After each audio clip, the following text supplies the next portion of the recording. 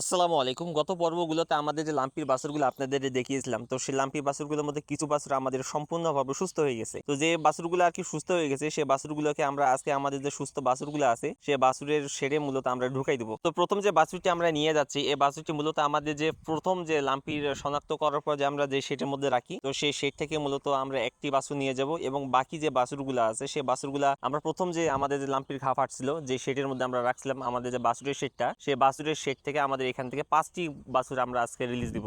তো আমাদের যে প্রাকৃতিক ট্রিটমেন্টটা, সেই ট্রিটমেন্টটা আমরা কন্টিনিউ করতেছি। তো অনেকে জিজ্ঞাসা করতে পারেন, আর এখানে আমাদের যে হোমিও যে ট্রিটমেন্টটা, সেই হোমিও ট্রিটমেন্টটা আমরা দিচ্ছি। আর আমাদের ফার্মে নতুন করে আর কোনো বাছুর লাম্পিতে আক্রান্ত হয়নি, তো সে কারণে আর কি আল্লাহর কাছে লাখ কোটি শুকরিয়া আদায় করি আমরা। তো আমরা এভাবে আর কি হচ্ছে আমাদের লাম্পির বাছুরগুলা গত বছর আমরা এভাবেই হচ্ছে আমরা ট্রিটমেন্ট করছিলাম এবং এই বছর আমরা সেম একই ট্রিটমেন্ট করতেছি। তো যারা আমাদের ইতিপূর্বে যে লাম্পির ট্রিটমেন্টটা যারা দেখেননি, তো আমাদের আগের ভিডিওগুলো দেখে নেবেন এবং আমাদের ভিডিওগুলো ভালো লাগলে অবশ্যই আমাদের সঙ্গে থাকবেন। তো আমাদের জন্য দোয়া রাখবেন। তো আমাদের বাকি যে বাছুরগুলো আছে সেগুলো কিভাবে সুস্থ হচ্ছে সেটা আপনাদের দেখানোর চেষ্টা করবো ইনশাআল্লাহ। তো আমাদের জন্য দোয়া রাখবেন। আসসালামু আলাইকুম ওয়া রাহমাতুল্লাহি ওয়া বারাকাতুহু।